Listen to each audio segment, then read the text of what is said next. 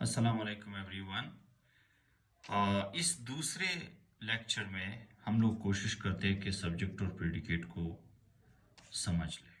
यहाँ पर इन्होंने जो चीज़ें लिखी हुई है ये बुनियादी तौर पर जब कोई पढ़ना शुरू कर लेता है तो समझने में मुश्किल पेश आती है। ठीक है, तो मैं आप लोगों को एक सेंटेंस में सब्जेक्ट और प्रेडिकेट समझाऊंगा, बाकी आप यहाँ से पढ़ सकते हैं। ठीक है, यहाँ पे भी मैं आपको बता दूंगा। तो सबसे पहले मैं आपको समझाऊंगा, ठीक है, सब्जेक्ट और प्रेडिकेट। ठीक है, सब्जेक्ट एंड प्रेडिकेट।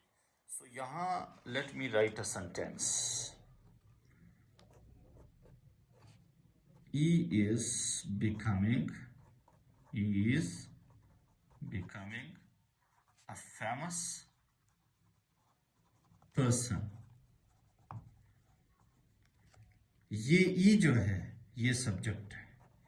सब्जेक्ट के बारे में हम बात करते हैं, सब्जेक्ट के बारे में हम बात करते हैं या सब्जेक्ट खुद कुछ कर रहा होता है, और यहां से लेकर यहां तक ये सारा जो इसके अंदर जितनी भी चीजें आ रही है इसको कहते हैं प्रीडिकेट। प्रीडिकेट मालूमात देता है किसके बारे में? सब्जेक्ट के बारे में। सब्जेक्ट क्या है? वो फेमस हो रहा है। तो ये इज जो है ये हेल्पिंग वर्ब है, बिकमिंग हमारा मेन वर्ब है, आईएनजी फॉर्म है।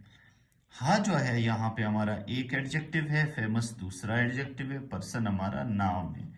एक जुमले में कई एडजेक्टिव्स एक साथ आ सकते हैं, ये आर्टिकल भी है और एडजेक्टिव भी है, राइट। तो ये सारा जो दूसरा ये वाला जो पोर्शन है इसको प्रेडिकेट कहते हैं, और ये सब कुछ ई के बारे में है, सब्जेक्ट के बारे में है। ठीक है, प्रेडिकेट के अंदर फिर हेल्पिंग वर्ब आ रहा है, मेन वर्ब आ रहा है, और मेन वर्ब के बाद ऑब्जेक्ट आ रहा है, पर्सन। ठीक है, ऑब्जेक्ट के लिए हमने एडजेक्टिव्स यूज किए, वो जरूरी नहीं है कि कभी होते कभी नहीं होते। ठीक है, तो ये सब्जेक्ट है, ये प्रेडिकेट है। प्रेडिकेट सब्जेक्ट के बारे में हमें मालूमात देता है। अब रेनन मार्टिन में अगर आप देख रहे हो वो क्या कह रहे हैं, ठीक है, the part which names the person और thing we are speaking about. हम किसके बारे में बात कर रहे हैं? ई के बारे में, तो उसको सब्जेक्ट कहते हैं, राइट।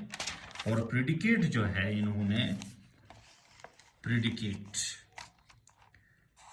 फिर क्या है? The part which tells something about the subject. जैसा मैंने आप लोगों को जुमले में समझाया, ठीक है, दोबारा मैं वही जुमला आपके सामने ला रहा हूं। ठीक है, उस जुमले में ये देखो, he is becoming a famous person. तो ये वाला पार्ट जो है जो इसके बारे में बता रहा है, इस पार्ट को हम लोग क्या कहते हैं? प्रेडिकेट। इसको हम लोग प्रेडिकेट कहते हैं। यहां पर उन्होंने कुछ जुमले लिखे हुए, सिट डाउन। सिट डाउन में कोई सब्जेक्ट नहीं है, उन्होंने इसलिए दिया हुआ है कि ये इंपेरेटिव सेंटेंसेस है। इंपेरेटिव सेंटेंसेस में सब्जेक्ट नहीं होता है। सिट डाउन, गो आउट, ये सारे इंपेरेटिव सेंटेंसेस होते हैं, इसमें सब्जेक्ट नहीं होता है, राइट। तो ये प्रेडिकेट और सब्जेक्ट से मुतालिक छोटा सा आप लोगों को मैंने लेक्चर दिया। एक और एग्जांपल मैं देता हूं, कोयटा। कोयटा, ठीक है, is a beautiful, is a beautiful city. Quetta is a beautiful city. Quetta subject है और ये इज अ ब्यूटीफुल सिटी ये प्रेडिकेट है। ये सारा प्रेडिकेट है, प्रेडिकेट। ठीक है, जो कोयटा के बारे में मालूमात दे रहा है। ठीक है, बॉयज आर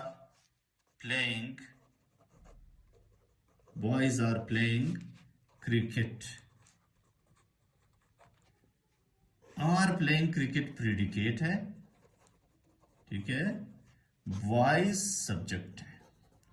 अगर हम लोग इन द ग्राउंड लिख लेते हैं उसको फिर एक्सटेंशन ऑफ प्रेडिकेट कहते हैं, ईओपी। वो यहाँ पे नहीं दिया हुआ है रेनन मार्टिन में, लेकिन कुछ किताबों में ईओपी भी नजर आएगा। वो आपका ऑब्जेक्ट के बाद होगा, ठीक है। अगर ऑब्जेक्ट नहीं है तो वर्ब के बाद होगा, ठीक है। Boys are playing in the ground, वो अक्सर प्रेपोजिशन से होता है, ईओपी में ज्यादातर प्रेपोजिशन होता है। In the ground, EOP extension of predicate होगा। सो थैंक यू, आप लोगों के लिए एक छोटा सा लेक्चर था। जो कि सब्जेक्ट और प्रेडिकेट अब आपको आसानी से समझ में आ गया, तो आप ब्रेनर मार्टिन को जब आप पढ़ेंगे तो आपके लिए इशू नहीं होगा। सो थैंक यू एंड अल्लाह हाफिज़।